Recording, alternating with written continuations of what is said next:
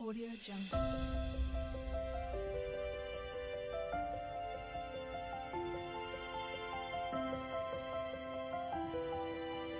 Audio Jungle.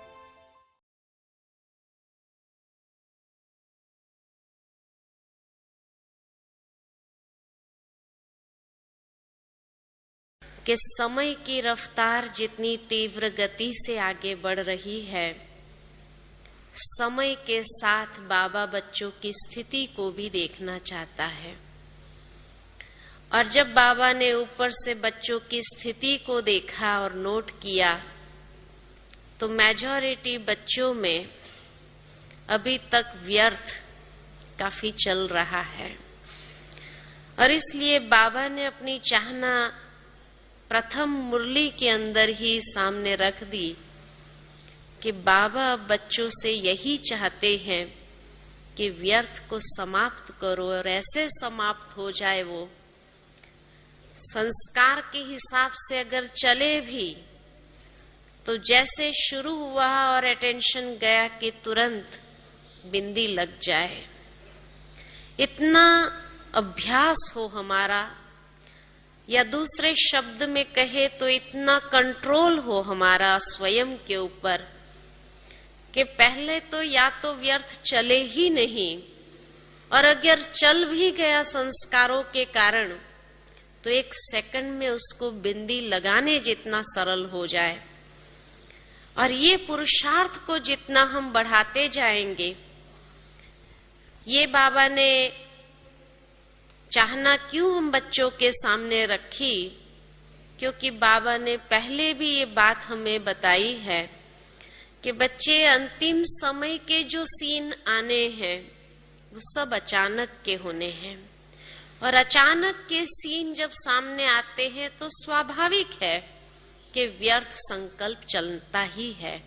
कैसा क्यों हुआ, या किसी को हम देखते हैं तो संकल्प चलता है कि ऐसा क्यों हुआ, ऐसा तो नहीं होना चाहिए। बाबा ने एक लाइन मुरली के अंदर बहुत अच्छी पॉइंट आउट किया कि बच्चे अज्ञानी अगर कुछ करता है तो हमारा संकल्प नहीं चलता है, या उसके प्रति शुभ भावना ही हमारी रहती है। लेकिन अगर कोई ज्ञानी कुछ कह देता है या ज्ञानी कुछ करता है तो उस समय हमारा व्यर्थ संकल्प इतना तीव्र गति से चलने लगता है कि ये इतना पुराना होते हुए भी ऐसा कर रहा है, यही ऐसा है तो हमारा क्या हाल होगा। खुद में भी जैसे दिल शिकस्तपना आ जाता है। ये व्यर्थ संकल्प अंदर में चलने से हालत किस प्रकार की हमारी बन जाती है। एक तो जो उम्मीदों के साथ आगे बढ़ रहे होते वो सारी समाप्त हो जाती है। आत्मा अंदर से दिल शिकस्त हो जाती है कि हम तो कहाँ पहुंच सकेंगे, ये इतने सालों करने वाला अगर नहीं पहुंचा तो आगे हमारा क्या हाल होगा। इस प्रकार के अनेक विचार और अनेक व्यर्थ संकल्प आ जाते। समझो किसी ज्ञानी ने अगर कोई ऐसी बात हमें कह दी तो क्या मन में विचार चलता है। उस समय वो हमारी शुभ भावना उसके प्रति नहीं रहती है, लेकिन पहला विचार यही आता है कि इसने हमको ऐसा क्यों कहा, दूसरे को तो नहीं कहा, हमें क्यों कहा, हम तो सीधा चल रहे थे अपने हिसाब से। खुद में मिसअंडरस्टैंडिंग है, और देखो खुद में मिसअंडरस्टैंडिंग होने के कारण हमारे प्रति ये ऐसा कहता है, ये ऐसा सोचता है। तो उस वक्त जो व्यर्थ चलता है ना, और अंतिम घड़ी जो पेपर आने हैं वो बाहर वालों से नहीं आने। बाहर वाले तो आपके पर पुष्प चढ़ाएंगे कि अरे धन्य हो आप जो आपने भगवान को पहचाना, आप भगवान के बन गए। तो वो तो आपके ऊपर पुष्प की माला ही चढ़ाएंगे कि हमने नहीं पाया, हमने नहीं पहचाना, लेकिन आप तो धन्य हो गए, आपने अपना जीवन धन्य। तो अंतिम समय जो पेपर आने हैं वो अज्ञानियों से नहीं आने हैं, वो तो हमारे ऊपर पुष्प चढ़ाने वाले हैं, धन्य है करके गीत गाने वाले हैं। लेकिन पेपर आएंगे तो कहाँ से आएंगे? ब्राह्मण परिवार से, ज्ञानियों से पेपर आएंगे। और उसमें अगर किसी ने कुछ कह दिया, अब हिसाब किताब हमारा जब ज्ञानियों के साथ ही है अधिकतर, तो पेपर भी तो वहीं से आएगा, क्योंकि 84 जन्म का हिसाब किताब तो यहीं चुकतू करना है ना हमें। ये लास्ट जन्म है, फिर पहला जन्म से साथ चलना है। अब सोचो, पहला जन्म से साथ चलना है, सारा अकाउंट यहाँ क्लियर करना है, तो लास्ट में जो थोड़ा बहुत बचा कुचा होगा वो भी तो कहाँ से चुकतू करना पड़ेगा? ज्ञानियों के तरफ से ही चुकतू करना पड़ेगा या अज्ञानियों से चुकतू कर? अज्ञानियों के साथ हमारा पार्ट कितना रहा? कलयुग में रहा या द्वापर के बाद रहा, तो इतना हिसाब किताब ही नहीं है। लेकिन पहला जन्म से हमें साथ चलना है और उस समय नया अकाउंट खोलना है, तो तब तक के सारे अकाउंट यहाँ क्लियर करने हैं। तो लास्ट जो बचा कुचा पेपर रहेगा, जो हिसाब किताब सेटलमेंट करने का रहेगा, वो कहाँ रहेगा? यही रहेगा ना। तो किससे रहेगा? पहले जन्म से हर ब्राह्मण आत्मा 9 लाख, जब पहली संख्या आरंभ होगी तो 9 लाख आत्माओं का आपसी हिसाब किताब कहाँ होगा? यही होगा। तो बचा कुचा जो रहा होगा 9 लाख का ही रहेगा ना। तो उसी को ही तो देख करके एक दूसरे के साथ में जो कुछ किसी ने कह दिया, किसी ने कुछ बोल दिया, न चाहते हुए, न मन न चित चल रहे थे आराम से पुरुषार्थ में, अपनी फाइन फर्स्ट क्लास गति से हम पुरुषार्थ कर रहे थे, और किसी ने ऐसा वचन कह दिया कि बस योग ही नहीं लग रहा। सारा दिन हमारा बेकार गया, बाबा के सामने बैठे व्यर्थ संकल्प चलते रहे अंदर तूफान। और इसीलिए बाबा ने कहा कि बच्चों का कम से कम नेगेटिव तो बहुत ज्यादा तक खत्म हो गया है, लेकिन व्यर्थ ये भी एक प्रकार की इम्प्यूरिटी है। कुछ समय पहले की, 1-2 महीने पहले की बाबा की अव्यक्त रिवाइज मुरली हम सुन रहे थे, उसी में बाबा ने कहा था कि अभी तक भी जो व्यर्थ चल रहा है, ये व्यर्थ भी एक प्रकार की इम्प्यूरिटी ही है। कि किसी के प्रति भी हमारे मन के अंदर ये संकल्प आए कि ये ऐसा क्यों कर रहा है, क्यों? माना ड्रामा एक्यूरेट है, वो अपना एक्यूरेट रोल बजा रहा है। जब वो अपना एक्यूरेट रोल बजा रहे, उसके प्रति मैं सोचूं, तो ये व्यर्थ ही हो गया ना। जो उल्टा सीधा बोलने का रोल है उसका, वो भी उसका ड्रामा में एक्यूरेट है, तो हम क्यों उसके प्रति संकल्प चलाए? तो इसलिए ये व्यर्थ के जो संकल्प हमारे मन के अंदर चलते हैं, यही हमारी अवस्था को इतनी हलचल में ला देता है। और बाबा जब बच्चों की स्थिति ऊपर से देखता है तो बाबा को तो रहम आता ही है। इसीलिए बाबा ने एक लाइन लास्ट मुरली में बहुत अच्छी कही कि लास्ट नंबर के प्रति भी बाबा का इतना ही प्यार है, लेकिन प्यार के साथ बाबा का उतना ही रहम का भाव है उसके प्रति। कि लास्ट नंबर जो हो रहा है उसका कारण है उसकी स्थिति। और स्थिति में क्या है? स्थिति कैसे उसकी हलचल में आ गई? या तो उसने कुछ सुन लिया, या उसने कुछ देख लिया, या उसने कहीं से कोई बातें अपने अंदर ग्रहण कर ली, उसी के कारण उसकी स्थिति हलचल में आ गई। और उसी वक्त अगर अंतिम घड़ी आ जाए तो क्या हाल होगा हमारा? तो इसलिए कहा कि ये जो देखना और सुनना, ये 2 बातें जो है हमारी, ये इंद्रियां, इसीलिए बाबा ने कहा बिंदी लगाओ। बाबा ने उसका कंपैरिजन एक बहुत अच्छी रूप से किया है कि आंखों से अगर बिंदी ही निकल जाए, आंखों के बीच में बिंदी है ना, आंखों के बीच की अगर बिंदी निकल जाए तो क्या होगा? दिखाई देगा कुछ भी? तो इसी तरह हम भी वो बिंदी को ही निकाल देते और बाकी बातों को देखते हैं, तो क्या दिखाई देगा? ये बिंदी अगर निकल जाए और देखना हो तो क्या दिखाई देगा? धुंधला धुंधला ही दिखाई देगा ना, कुछ भी नहीं दिखाई देगा, जैसे अंधेरा अंधेरा हो गया ऐसा दिखाई देगा। तो ऐसे ही हम भी उस बिंदी को निकाल देते हैं और उसकी बातों को, उसके स्वभाव को, उसके संस्कार को, उसके कर्म को देख करके हम अपनी स्थिति को हलचल में ला रहे हैं। अब ये समझदारी, कर्म किसका, कर्म किसका, कमजोरी किसकी, और स्थिति मेरी हलचल में आ रही है, ये समझदारी है। अरे उसकी कमजोरी है, उसके संस्कार है, तो उसके सिर माथे रहे ना। उसकी स्थिति हलचल में आनी चाहिए, मेरी स्थिति हलचल में आ जाए। कमजोरी उसकी है, संस्कार उसका है, कर्म उसका है और उसको देख करके मेरी स्थिति हलचल में आ जाए, ये समझदारी कहेंगे? तो बाबा ने हम बच्चों को यही समझदारी दी, इसीलिए कि बच्चे आप उसके बीच में जो आत्मा है ना उसको देखो कि ये आत्मा कितनी अच्छी है। और अगर मान लो उससे कुछ ये भी हो गया तो सहज विधि जो पहली बाबा ने बताई वो है शुभ भावना रखो उसके प्रति, शुभ संकल्प चलाओ, रहम का भाव हो उसके प्रति। रहम का भाव यही हो हमारा कि बेचारी पुरुषार्थ कर रही है, इतने साल लग गए उसको पुरुषार्थ करते करते, अभी तक उसने हिम्मत नहीं छोड़ी। ये संस्कार पर विजय पाने के लिए कितने सालों से ये पुरुषार्थ कर रहे हैं, अभी तक उसने हिम्मत नहीं हारी। तो उसके हिम्मत को देख करके हमारे अंदर भी उमंग भरो कि अरे अभी तक हम भी संपूर्ण नहीं बने हैं, कहीं ना कहीं उसने तो अपने संस्कारों को फिर भी पहचान लिया है जो उसको मिटाने का पुरुषार्थ में लगा हुआ है इतने सालों से।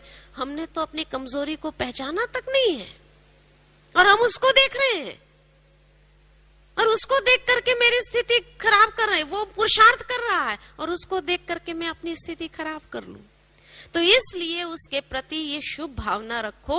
जो बाबा ने कहा आपका शुभ भाव उसको भी परिवर्तन करने में मददगार बन जाएगा।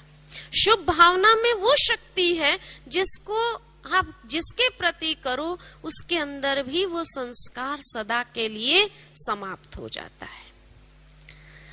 दूसरा व्यर्थ संकल्प कहां से चलता है? एक तो दूसरे को देख करके चलता है ना, और उसके लिए तो हमें शुभ भावना रखनी है, अपनी दृष्टि को ठीक रखनी है, बिंदी को देखना है। और इसीलिए बाबा ने पिछले साल बहुत अच्छी बात कही कि पर दर्शन, पर चिंतन, पर मत के प्रभाव से मुक्त हो जाओ। कि हम जब दूसरों को देखते हैं उसके लिए बाबा ने हम एक तो ड्रामा का ज्ञान तो दिया ही दिया, लेकिन साथ में जो चक्र दिया है वो है स्वदर्शन चक्र। एक तो स्वदर्शन चक्र, दूसरा सुदर्शन चक्र उसको कहते। भक्ति में उसको सुदर्शन चक्र का, ज्ञान मार्ग में उसको हम स्वदर्शन चक्र कहते। दोनों ही सही है। अगर दूसरों को देखो तो सुदर्शन करो, खुद को देखो तो स्वदर्शन करो, तो दोनों ही सही है। और ये एक अलंकार ऐसा है, अगर ये अभ्यास हो जाए जिंदगी में हमें सुदर्शन और स्वदर्शन करने का, तो यही हमें नंबर 1 ग्रेड 1 में जाने का अधिकारी बना देगा। आज श्री कृष्ण के चारों अलंकार, विष्णु के चारों अलंकार, ये चारों अलंकार ने उसको नंबर 1 का स्टेटस दिया। तो बाबा कहते नंबर 1 तो एक ही है, लेकिन ग्रेड 1 में तो बहुत आ जाते हैं। श्री कृष्ण के साथी तो सारे ग्रेड 1 में आ जाते हैं ना। नंबर 1 तो एक ने ही ले लिया, लेकिन नंबर 1 के जो साथी है वो सारे तो ग्रेड 1 में तो होंगे ना। तो ग्रेड 1 में भी अगर आना हो, 16,108 की माला ये ग्रेड 1 की निशानी है। रॉयल फैमिली बाबा ने एक मुरली में कहा था, ये सारी 16,108 आत्माएं कौन है? वो है रॉयल फैमिली की, टोटल 8 गद्दी की रॉयल फैमिली की आत्माएं। 9 लाख बाकी प्रजा है। तो 16,108 जो ग्रेड 1 में आता है, ये ग्रेड 1 में आने के लिए भी ये 4 अलंकार में से परसेंटेज वाइज चारों अगर मैक्सिमम हमारे अंदर आ जाए तो भी नंबर 1 में जा सकते हैं। तो सुदर्शन चक्र, सुदर्शन चक्र और स्वदर्शन चक्र ये इतना पावरफुल अलंकार है कि ये अगर अभ्यास हो जाए, सबके प्रति सुदर्शन करो, खुद के प्रति स्वदर्शन करते चलो, अच्छा देखो तो अच्छा सोच अपने आप चलेगा, स्थिति हमारी अच्छी अपने आप बनेगी। क्योंकि दृष्टि का सीधा कनेक्शन वृत्ति के साथ है और वृत्ति का कनेक्शन स्थिति के साथ है। तो स्थिति को अगर हमें ठीक करना हो, वृत्ति को अगर ठीक करना, वृत्ति सूक्ष्म है। वृत्ति कैसे बनती है? वृत्ति बना है शब्द वृत्त से। वृत्त माना एक सर्कल। और वृत्त कैसे बनता है, सर्कल कैसे बनता है? तो जो हम संकल्प चलाते हैं, बार बार वो संकल्प चलने से वो संकल्पों का एक चक्र बनता है, और ये चक्र को कहा वृत्त, गोल, एक सर्कल बना। तो संकल्पों का जो सर्कल बना वो हमारी वृत्ति को बनाता है, और ये वृत्ति ही हमारी स्थिति को बनाता है। तो इसलिए अगर स्थिति को ठीक करना है तो उसके लिए वृत्ति को ठीक करना पड़ेगा, वो वृत्त चेंज करना पड़ेगा, वो सर्कल चेंज करना। व्यर्थ संकल्पों का वृत्त हो तो स्थिति कैसी होगी? स्थिति अच्छी हो सकती है? तो स्थिति को अच्छी करना है तो वृत्ति अच्छी करनी पड़े। वृत्ति यानी दूसरा सर्कल हमें क्रिएट करना पड़ेगा। दूसरा वृत्त कौन सा क्रिएट करेंगे? शुभ संकल्पों का। और जितना शुभ संकल्पों का वृत्त क्रिएट करेंगे तो वृत्ति अच्छी बनेगी। और शुभ संकल्पों का वृत्त क्रिएट करने के लिए दृष्टि, क्योंकि सोच कहां से चलता है? जब देखा या सुना। तो देखने और सुनने से मेरा संकल्पों का चक्र चलता है, और उसी से हमारी वृत्ति बनती है, उसी से हमारी स्थिति बनती है। ये हिसाब है, क्लियर हिसाब है, एक लॉजिक है, जिसको कहा जाता है आध्यात्मिक विज्ञान। यही आध्यात्मिक विज्ञान है। और इसलिए बाबा ने हम बच्चों को बड़े सरल शब्द में कहा, सुदर्शन और स्वदर्शन करो। जितना दूसरों में अच्छाई को देखो, खुद में भी अच्छाई को देखो, अच्छाई को ग्रहण करो, अच्छाई को पालो, अच्छाई की पालना करो, उतना हमारे संकल्पों में भी शुभ सहज स्वाभाविक चलेगा। इसीलिए बाबा एक तो कहता है कभी मुरली मिस नहीं करो, क्योंकि अच्छा सुनने का जो सोर्स है वो मुरली है। वहां से अच्छा सुनेंगे तो वो चिंतन चलेगा। इसलिए एक तो बाबा ने कहा मुरली कभी मिस नहीं करो। दूसरा बाबा ने कहा ये स्वदर्शन सुदर्शन चक्र घुमाओ। सारा दिन जितना ज्यादा समय, मेजॉरिटी समय हमारा सुदर्शन या स्वदर्शन चक्र चलेगा, ये अलंकार हमें ग्रेड 1 में जाने का अधिकारी बना देगा, क्योंकि उसी के पीछे बहुत सारी लिंक है जो हमारी स्थिति तक को बनाने की लिंक है। तो हमारी स्थिति अगर अच्छी बनानी है हमें, तो एक तो मुरली और दूसरा हमारे दृष्टि। ये दो इंद्रियों के ऊपर जिसने अधिकार प्राप्त किया है उसकी स्थिति अच्छी बनेगी। वो देखते हुए सुनते हुए भी व्यर्थ के चक्र में नहीं जाएगा। और जिसका अधिकार नहीं है स्वयं के ये इंद्रियों के ऊपर, वो बहुत जल्दी, जो बाबा ने कहा ना, पर मत के प्रभाव में, किसी ने कुछ कहा उसके सुनने के प्रभाव में आ जाएगा, किसी ने कुछ देखा देखने के प्रभाव में आ जाएगा, और स्थिति सीधी डाउन हो जाती है। इसीलिए शुभ संकल्प का वृत्त जो चलाते हैं, तो लास्ट मुरली में बाबा ने उसको नाम दिया, ये लिफ्ट का काम है। सीढ़ी भी नहीं है, ये लिफ्ट का काम करेगा, और ये लिफ्ट आपको सीधा ऊपर चढ़ा देगा। तो स्वदर्शन और सुदर्शन ये मुख्य अलंकार श्री कृष्ण के हाथ में निशानी के रूप में दिया है ना। विष्णु को तो फिर भी 4 अलंकार दिए, लेकिन श्री कृष्ण को नंबर 1 विजयी आत्मा बनने का सबसे श्रेष्ठ अलंकार अगर है तो वो है चक्र। ये चक्र घुमाओ, जितना ये चक्र घुमाएंगे इतनी हमारी स्थिति मस्त, जिसको कहे ना कृष्ण की स्थिति देखो मस्ती पूर्ण है, कभी कोई बात का टेंशन नहीं। राम की स्थिति फिर भी टेंशन वाली दिखती है, लेकिन श्री कृष्ण की स्थिति कैसी दिखती है? मस्त। तो बाबा जो कहते हैं मस्त योगी वो बन जाता है। रमता योगी, बाबा ने एक शब्द बीच में दिया था कि वो रमता योगी बन जाता, हंसता खेलता बैलता चलता फिरता, जैसे मस्त अंदर में है। और यही ग्रेड 1 में जाने का सबसे पावरफुल शक्तिशाली शस्त्र है। तो इसलिए अपनी स्थिति को पावरफुल बनाने का, व्यर्थ से मुक्त करने का, ये एक बहुत बड़ी विधि है। दूसरा व्यर्थ कहां से चलता है हमारा? एक तो दूसरों को देख करके चलता है, दूसरा व्यर्थ हमारा कहां से चलता है कि हम हमेशा किसी के प्रति अच्छाई का व्यवहार करें, हम हर एक के साथ अच्छी भावना रख करके बोले, लेकिन दूसरा फिर भी हमारे साथ ठीक नहीं करता है, या कभी कभी परिस्थिति ऐसी आती है तो हमको लगता है मैं हमेशा अच्छी राह पर चलती हूँ, अच्छा करता हूँ, सबके प्रति अच्छा सोच, फिर मेरे साथ ही ऐसा क्यों होता है। और जब ये आता है ना मेरे साथ ही ऐसा क्यों होता है, तो कितना व्यर्थ संकल्प चालू हो जाता है। भगवान भी नहीं देखता है, ऐसे बार बार परीक्षा मेरे सामने ही भेजता है ना। ये व्यर्थ चलने का मुख्य आधार है ना।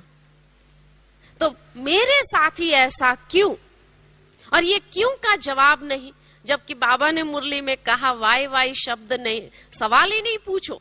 बिंदी लगाने के बजाय क्वेश्चन मार्क लग जाता है। तो क्वेश्चन मार्क कहां से लगता है कि हम हर एक के साथ अच्छा व्यवहार करते, हम ज्ञान के, मर्यादा के, श्रीमत के प्रमाण चलते हैं, फिर भी मेरे लिए ऐसी परीक्षा क्यों आती है, ड्रामा में मेरा पार्ट ही ऐसा क्यों। दूसरा कोई पुरुषार्थ नहीं करता है तो भी उसको जैसे सब कुछ घी मक्खन रोटी मिलती है, और हम इतना पुरुषार्थ करते तो भी हमको कुछ नहीं मिलता है ना। तो मेरे साथ ऐसा क्यों, और वो क्यों का जवाब जब नहीं मिलता है तो इतना व्यर्थ संकल्प चलता है। योग लगता है उस वक्त, अब मेरे साथ ही ऐसा क्यों, उसका कोई जवाब है जवाब। ड्रामा के ज्ञान में इतना सुंदर जवाब है। मुझे याद आता है कई बार मैं शिविर में भी ये बात सुनाती हूँ, और मुझे खुद को भी ये बात बहुत अच्छी लगती है कि जब भी मेरे सामने पेपर आता है तो उस समय मेरे सामने ही ऐसा क्यों, क्योंकि भगवान मुझे बहुत प्यार करता है। भगवान मुझे बहुत प्यार करता है, इसीलिए। कैसे आप कहेंगे, इसका सबूत क्या है कि भगवान मेरे से ही ज्यादा प्यार करता है, इसीलिए मेरे सामने ये परीक्षा आती है। बताऊं कैसे, सीधा हिसाब है। एक छोटा सा उदाहरण आपको बताती हूँ। एक बार एक भाई था, उसको कार एक्सीडेंट हो गया, दोनों पैर फ्रैक्चर हो गए। सुना भी होगा आप लोगों में से कईयों ने, तो दोनों पैर फ्रैक्चर हो गए। हॉस्पिटल में था, बड़ा दुखी हो रहा था। हम उनको देखने गए, मिलने गए, तो जाएंगे तो क्या कहेंगे, कुछ सहानुभूति के ही शब्द कहेंगे। तो हमने उसको कहा बाबा को याद करो, सब ठीक हो जाएगा। अरे इतना गुस्सा आ गया उसको, इतना गुस्सा आ गया, बाबा है ही नहीं। सबसे पहला निश्चय ही उसका फाउंडेशन हिल गया, बाबा है ही नहीं, और बाबा अगर होता तो मेरे साथ ऐसा क्यों होता। मैंने कभी किसी का बिगाड़ा नहीं, मैंने किसी का कुछ बुरा नहीं किया, फिर मेरे साथ ऐसा क्यों हुआ। अब दोनों पैर उसके फ्रैक्चर हो गए थे। अब हम उसको क्या जवाब दे। उस वक्त ये भी नहीं कह सकते जो हुआ ड्रामा में अच्छा हुआ है, और गाली दे देंगे फिर है? भले बाबा ने हमको ड्रामा का ज्ञान दिया है, लेकिन उस वक्त वो थोड़ी उसको कह सकते हैं कि भाई बाबा ने कहा है। और कई बार हमारी भोली भोली माताएं होती है ना, वो अपने पति को अगर कुछ हो गया ना, हॉस्पिटल में है, बेड पर है, तो कहेंगे ड्रामा में जो हुआ ना अच्छा हुआ। आप बाबा की मुरली सुनते नहीं ना, अभी रोज सुनेंगे। अब उसको कितना गुस्सा आएगा उस वक्त, है ना। और वो इसलिए दोनों में फिर क्लैश होने लगता है। माताएं भोली होती है, वो समझते हैं कि नहीं चलो मेरे पति का शुभ होगा, अभी रोज मुरली सुनेंगे, इस बहाने से टाइम मिला, ये मिला करके वो तो इतना खुशी में नाचती है। और वो कहता है अरे पहले तो और इस अनुभूति से मेरी सेवा करती थी, और अब ये खुश हो रही है, मैं पलंग में पड़ा हूं और ये खुश हो रही है ना। तो ये हमारी गलती हो जाती है। वास्तव में बुरा कुछ नहीं हुआ है, लेकिन भगवान के प्यार को महसूस अगर करना है तो ये महसूस करने के लिए सहज विधि यही है। मैं ये उदाहरण में आपको बताती हूँ कि क्यों मेरे साथ ऐसा हुआ। तो वो भाई बार बार कहता था मेरे साथ ही ऐसा क्यों, मैंने कोई गलत काम नहीं किया इस जीवन में, मुझे याद नहीं कि मैंने किसी को दुख भी दिया होगा, फिर मुझे इतना दुख क्यों दे रहा है कि आज मुझे दूसरे के सहारे पर जीना पड़ रहा है। मुझे सबसे बड़ा खराब यही लग रहा है। आधी आधी बहुत बोल रहा था। खैर हम तो फिर चले गए, सोचा जितना ज्यादा देर खड़े रहेंगे उसका व्यर्थ ही चलना है, और व्यर्थ चलने के साथ साथ उसको दुख होना है। चले गए, तो चले जा रहे थे तो उसकी युगल आकर हमको कहने लगी, बहन जी अगर ऐसी वैसी कोई बात आपको कह दी हो तो आप प्लीज उसको क्षमा कर देना। हमने कहा लेकिन इतनी अच्छी स्थिति भाई की थी, ये एकदम से निश्चय ही हिल गया, ऐसा क्यों हुआ? तो कहती है ऐसा है कि उसको जाना था विदेश में, उसका बिजनेस का कारण से विदेश में जाना था, और 10 दिन पहले उसको ये कार एक्सीडेंट हो गया। इतना बड़ा कार्य है उधर उसका, अभी जा नहीं सकता है, और उसके कारण उसका आगे का भी जैसे नुकसान ही नुकसान हो जाएगा अगर नहीं जाएगा और किसी को नहीं भेजेगा तो इसीलिए उसको जैसे कि ये संकल्प आता है कि मैंने कभी किसी का बुरा नहीं किया, मैंने कभी किसी का बुरा सोचा तक नहीं, है ना। वो हमारे सामने किसी ने उसको कह दिया भाई कर्म का हिसाब किताब तो भोगना पड़ता है ना, तुम भगवान को क्यों ऐसा कहते हो? तो कहते कर्म का हिसाब किताब मैं कहाँ मना करता हूँ, लेकिन वहां से आने के बाद भगवान मेरा हिसाब किताब नहीं ले सकता था, जरूरी था अभी लेना था उसको, है बाद में भी ले सकता था ना। तो इसलिए उसका निश्चय हिल गया कि मेरे साथ ही ऐसा क्यों होता है, मैं जहां ये करता हूं वहां मेरे साथ ऐसा हो। अच्छा 10 दिन के बाद हम गुरुवार का दिन था तो बाबा का भोग लेकर के गए। जब बाबा का भोग लेकर के गए उसके सामने तो बड़ा खुश था, कहने लगा बहन जी आओ देखो भगवान जो करता है ना अच्छा ही करता है ना। क्या हो गया? तो उसने न्यूज़पेपर उठा करके दिखाया कि जिस फ्लाइट में वो जाने वाला था वो फ्लाइट क्रैश हो गया, सारे लोग मर गए। तो कहने लगा मैंने देखो हरेक का अच्छा काम किया, हरेक के प्रति अच्छा सोचा, नहीं इसीलिए मेरे साथ ऐसा हुआ था। मेरे साथ ही ऐसा क्यों? क्योंकि मैंने सबका अच्छा सोचा था, मैंने सबके लिए अच्छा किया था, इसीलिए ही उसने मेरे साथ ऐसा किया ताकि मैं नहीं गया। क्योंकि एक पैर फ्रैक्चर होता था तो भी शायद मैं वो लंगड़ाता भी जाता था, उसी फ्लाइट में जीवन चला जाता था। लेकिन मैंने अच्छा किया था इसीलिए उसने मुझे रोक लिया, ये दोनों पैर फ्रैक्चर करके रोक लिया। तो मेरे साथ ही ऐसा क्यों होता है? क्योंकि उसका मेरे साथ इतना विशेष प्यार है, जो प्यार में वो भी रह नहीं सकता है कि ये अगर चला गया फिर बाद में ये भी मुझे कहेगा कि अरे तूने भी मेरा ध्यान नहीं रखा, तो मेरे को तो ध्यान रखना पड़ेगा ना उसका। तो भगवान हमारा इतना ख्याल करता है कि कहीं हम कोई गलत ये न करे, उसके लिए हमें रोक लेता है। और रोकने का उसके पास जब और कोई ऑल्टरनेट नहीं होता है तो वो सख्त से सख्त कदम क्यों न हो, भले हमको थोड़ी शारीरिक रूप से तकलीफ भोगनी पड़ रही हो, लेकिन उसका इतना प्यार है हमसे, इसीलिए वो नहीं चाहता है कि हम उस गलत में फंसे या उसमें पड़े या हम मरे। हो सकता था कि वहां जाता था उस बिजनेस कॉन्ट्रैक्ट के लिए और उसमें कुछ बहुत बड़ी गलती होने वाली होती थी जो उसने देखी नहीं होगी, जो उसकी दृष्टि वहां तक पहुंच नहीं सकती थी। तो भगवान को रोकने का कौन सा तरीका था आप बताओ? और कोई तरीका था उसके लिए? था ही नहीं, क्योंकि कोई भी उसको समझाता था तो वो मानता ही नहीं था उस बात को। नहीं नहीं आप नहीं समझते हो। उसकी पत्नी उसको कई बार कहती थी, 2-4 बार पहले भी सिग्नल मिला उसको हल्का हल्का कि जैसे कि कुदरत मना कर रहा है, नहीं जाना चाहिए, लेकिन उसकी बुद्धि इतनी बंद हो गई थी। उसकी वाइफ भी कहती थी क्यों जा रहे हो, नहीं जाओ आप, हमको प्रेरणा नहीं आ रही है कि आप जाओ। अरे तुम कुछ समझती नहीं हो, बिजनेस की बातें होती है ना तुम्हारी समझ में नहीं आती है। ऐसे करके उसको भी चुप कर दिया। अब आप सोचो कितना बड़ा नुकसान में वो पड़ जाता था, और उसके बाद उसको कौन ये करता था? और भगवान का उतना प्यार है उसके साथ, तो उसको रोकने का तरीका क्या है?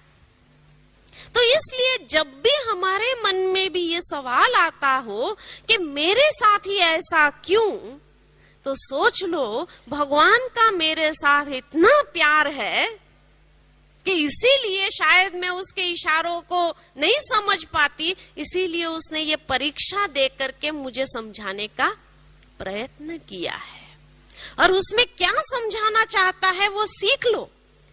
और जब वो सीख लेंगे ना और उस दृष्टिकोण से अगर आप देखेंगे उस परिस्थिति को, तो भगवान का प्यार महसूस होगा और आपका दिल इतना गदगद हो जाएगा कि सचमुच भगवान तो इतना प्यार करता है हमें, हमने तो सोचा भी नहीं था कि तू हमसे इतना प्यार करता है। तो तब अंदर से, दिल से, जैसे बाबा शुक्रिया तेरा, मेरे साथ ऐसा क्यों ये नहीं निकलेगा, लेकिन क्या निकलेगा, शुक्रिया बाबा तेरा, जो तू लाख लाख शुक्रिया।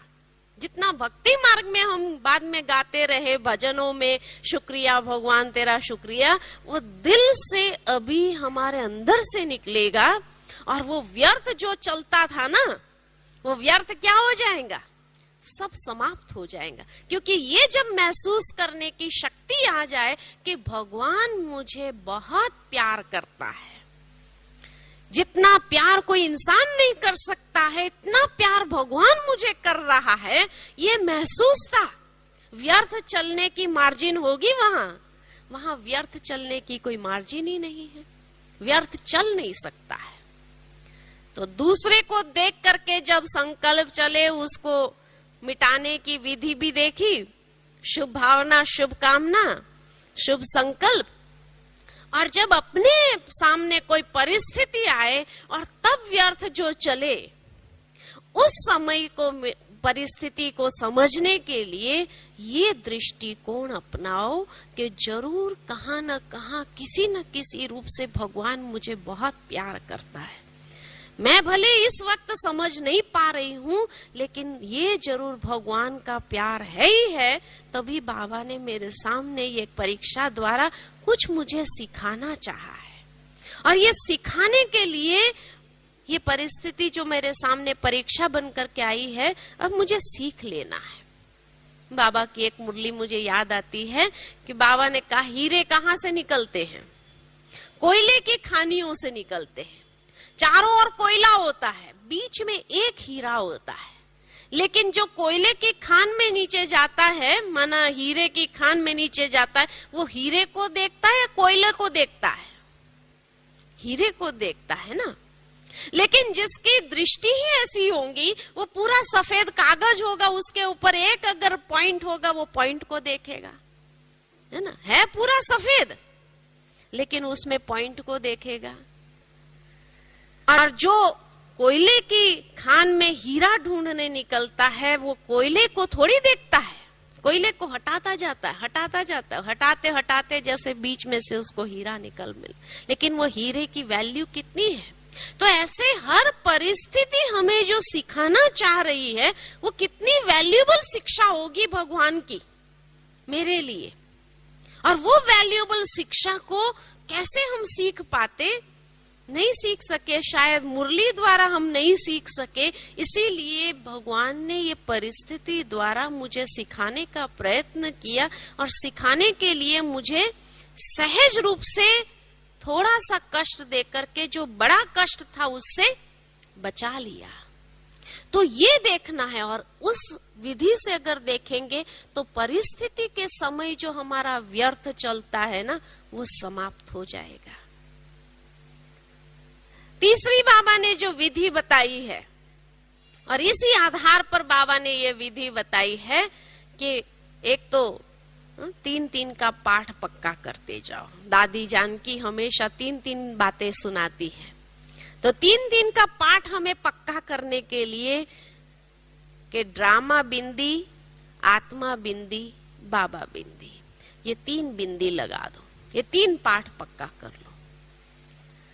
दूसरी 3 बातें वाह वाह का पाठ पक्का करो, है ना। 3 बिंदी भी अगर नहीं लगती है, फिर भी अगर चलता रहे, तो उसको पॉजिटिव करो, वाह वाह करने लगो। वाह ड्रामा वाह, वाह मेरा बाबा वाह, वाह मैं वाह, ये वाह वाह के गीत गाते चलो। पॉजिटिव हो गया ना। बिंदी लगा करके फिर अगर कुछ नहीं होगा, फिर व्यर्थ चालू हो जाएगा। तो इसलिए उसको पॉजिटिव करके वाह वाह के गीत गाना चालू करो, और इस विधि से उससे मुक्त हो जाओ। तब बाबा कहते हैं वाई वाई नहीं, लेकिन फ्लाई करो। अगर वाह वाह की गीत गाना चालू करेंगे तो उड़ने का अनुभव करेंगे। उड़ती कला हो जाएंगी। जो कई बार बाबा ने कहा पत्थर या पहाड़ सामने है तो पहाड़ से टकराएंगे थोड़ी, उड़ जाओ, क्रॉस करो उसको। क्रॉस करने का तरीका यही एक माध्यम है, वह अच्छाई को देखो और अच्छाई को देखते हुए उसको क्रॉस करो।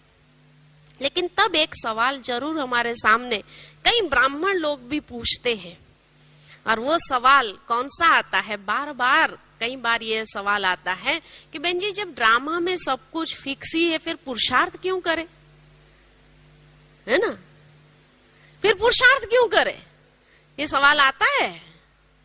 हाँ, अभी तक भी आता है क्या कि नहीं आता है? पुरुषार्थ करना चाहिए नहीं चाहिए? ड्रामा में जब सब कुछ फिक्स है तो पुरुषार्थ करना चाहिए नहीं करना चाहिए? हाँ, करना चाहिए। क्यों करना चाहिए? हाँ? ये प्रश्न इतनी बार आता है हमारे सामने, बहन जी ड्रामा में जब सब कुछ फिक्स है तो पुरुषार्थ क्यों करें? देखो, बाबा ने जो हम बच्चों को ड्रामा का ज्ञान दिया है ये एक सीक्रेट है, जो आज दिन तक कोई शास्त्रों में ये सीक्रेट नहीं आई है। ये सीक्रेट को रिवील नहीं किया। शास्त्र बने कैसे? साक्षात्कारों से बने ना, कि व्यास भगवान को भी दिखाते हैं साक्षात्कार हुए, उसमें पूरी उसने गीता लिखी। तो जो भी शास्त्र बने भक्ति मार्ग में, वो सारे शास्त्र जो है साक्षात्कार के द्वारा बने, और वो साक्षात्कार में उनको भगवान ने कितना ज्ञान देने का प्रयत्न किया, फिर भी आटे में नमक जितना ज्ञान था उसमें। बाबा जो कई बार कहते मिक्सचैरिटी अपने मन मत की बहुत हो गई इसलिए आटे, लेकिन जो बातें उनके सामने रिवील किया साक्षात्कार के रूप में भी, उसमें भी ये सीक्रेट भगवान ने कभी रिवील नहीं किया कि ड्रामा है और हूबहू रिपीट होता है। ये सीक्रेट बाबा ने रिवील नहीं किया था। ये सीक्रेट अब भी बाबा ने संगम युग पर खोला है, और खोला इसलिए है क्योंकि कई ब्राह्मणों की स्थिति जो हिल जाती है पास्ट को देख करके। अपने पास्ट को जब देखते हैं कि मेरे साथ ऐसा हुआ, मेरे साथ ऐसा हुआ, इतना बुरा हुआ मेरे साथ में, इतना बुरा हुआ, और जब भी योग में बैठते हैं ना तो पास्ट की बातों का जो व्यर्थ है वो इतना ज्यादा घूमता है कि उसको मिटा नहीं सकते। तो उसके लिए बाबा ने ये सीक्रेट खोला है कि ड्रामा हूबहू रिपीट हो रहा है, फुल स्टॉप लगा दो। ये 5000 साल तक अभी फुल स्टॉप। अब ये दोबारा खुलेगा तो 5000 साल के बाद ही खुलेगा। अब उसको याद करके, पिछली बातों को याद करके अपना टाइम, अपनी स्थिति को खराब क्यों कर रहे हैं? इसीलिए बाबा ने ये ड्रामा का ज्ञान दिया कि बच्चे ड्रामा फुल स्टॉप। अब ये रिपीट होगा 5000 साल के बाद, तब तक ये खुलने वाला नहीं है, पार्ट बंद हो गया। जो कुछ भी हमारे साथ हुआ, जरूर हमारे ही कोई ऐसे कर्म थे जो कर्मों का एक सेटलमेंट हुआ, और वो कर्मों का सेटलमेंट हुआ। अब उसको बार बार सोच सोच करके क्यों दुखी हो रहे हो? इसलिए उसको समाप्त करो, और समाप्त करने की एक ही विधि बाबा ने कहा, ड्रामा हूबहू था, वो हो गया, पूरा हुआ अभी। लेकिन वो बातें बार बार, अभी कई ब्राह्मण जो है ये गलती करते हैं कि जो बाबा ने ड्रामा का ज्ञान दिया है वो फ्यूचर के लिए नहीं दिया है, वो पास्ट के लिए दिया है, कि पास्ट की बातों को बंद करो, और ये ड्रामा का एप्लीकेशन करके उसको बंद कर सकते हैं। जितना उसको ड्रामा अप्लाई करेंगे, ये पास्ट का खाता, पास्ट के जो संकल्प है, विकल्प चलते रहते हैं अंदर में, उसको समाप्त करेगा। जो हो गया सो ड्रामा पूरा।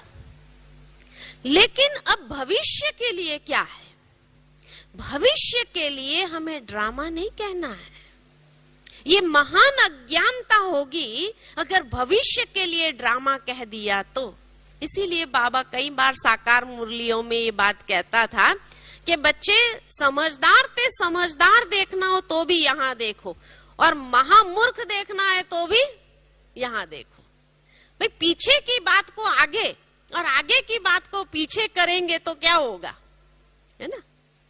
तो इसलिए आगे के लिए पुरुषार्थ है, पीछे के लिए ड्रामा है। ड्रामा बिंदी लगाई माना स्टॉप, वो चलना नहीं चाहिए। उसके लिए ड्रामा का ज्ञान मिला है। फ्यूचर के लिए ड्रामा करके अगर बिंदी लगा देंगे तो क्या मिलेगा आपको, कुछ नहीं मिलेगा। तो ये महामूर्खता है अगर फ्यूचर के साथ उसको अप्लाई किया तो, कि मेरे ड्रामा में जैसा मेरा पार्ट होगा वैसा करेंगे, पुरुषार्थ करने की क्या जरूरत है हमें। ये महामूर्खता की निशानी है। फ्यूचर के लिए बाबा ने कोई मुरली में ड्रामा नहीं कहा है। फ्यूचर के लिए हमेशा बच्चों को पुरुषार्थ की ही प्रेरणा दी है। पास्ट की बातों के लिए ड्रामा बिंदी लगाओ, फुल स्टॉप। फ्यूचर के लिए बाबा ने बिंदी लगाने के लिए नहीं कहा है। तो इसलिए ये अभी सवाल मन के अंदर न आए कि ड्रामा में जब सब फिक्स है तो पुरुषार्थ क्यों करे। पुरुषार्थ तो करना ही है ना, क्योंकि क्या फिक्स है आपको मालूम ही नहीं। जब मालूम ही नहीं तो वहां बिंदी लगाकर करेंगे क्या, आप बैठ जाएंगे तो कुछ नहीं मिलेगा, मुंह में रोटी भी नहीं मिलेगी। रोटी खाने के लिए भी इतना हाथ उठाने का पुरुषार्थ करना पड़ेगा, ये भी पुरुषार्थ हुआ। अगर ये पुरुषार्थ भी नहीं करेंगे और हाथ जोड़ करके बैठ जाएंगे तो उसको क्या कहेंगे, देखने वाले भी क्या कहेंगे, ये महामूर्ख है, यही कहेंगे ना कि भाई इसको खाने का पुरुषार्थ तो करना पड़ेगा ना। अच्छा, दूसरा अगर मुंह तक उसका हाथ में गिट्टी लेकर के यहां तक ले आए, लेकिन उसको मुंह खोलने का तो पुरुषार्थ करना पड़ेगा या नहीं करना पड़ेगा। और मुंह में अगर किसी ने डाल भी दिया तो भी उसको चबाने का पुरुषार्थ तो उसको खुद को करना पड़ेगा या वो भी अपने आप हो जाएगा। तो इसलिए ये सोचना ये महामूर्खता की निशानी है। पुरुषार्थ पहला है, उसके बाद उसका रिजल्ट जो आए उस रिजल्ट के साथ ड्रामा।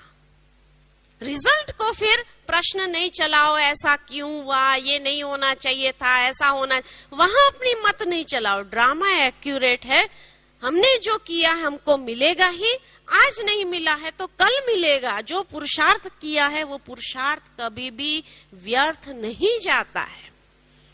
इसलिए भविष्य की बातें जहां हैं वहां पुरुषार्थ पहले आता है। पुरुषार्थ करने के बाद अपनी स्थिति को फिर ड्रामा फुल स्टॉप, जो होगा ड्रामा अनुसार मिलेगा ही, लेकिन पुरुषार्थ को नहीं छोड़ो, ठीक है ना। तो इसलिए ये विधि को हमें अपनानी है और इस विधि के साथ जब चलते हैं तो व्यर्थ समाप्त हो जाता है। तो इसलिए एक तो दूसरे को देख करके व्यर्थ चलता है, एक तो परीक्षा या परिस्थितियां जब आती है तब व्यर्थ चलता है, और एक तो जब न परिस्थिति है न दूसरे हमारे सामने कुछ गलत कर रहे हैं, सब ठीक ठाक है, तो हम अपना पिछली बातों को सोच सोच कर व्यर्थ चलाते हैं। तीनों बातों के लिए ड्रामा बिंदी फुल स्टॉप लगा दो, ओम शांति, और आगे बढ़ो, है ना। पुरुषार्थ करो, पुरुषार्थ में हमें मिलेगा ही मिलेगा। भगवान हमको बहुत प्यार करता है। ये विधि को अपनाते हुए वाह वाह के गीत गाते उड़ते चलो और उड़ाते चलो, ठीक है ना। ओम शांति।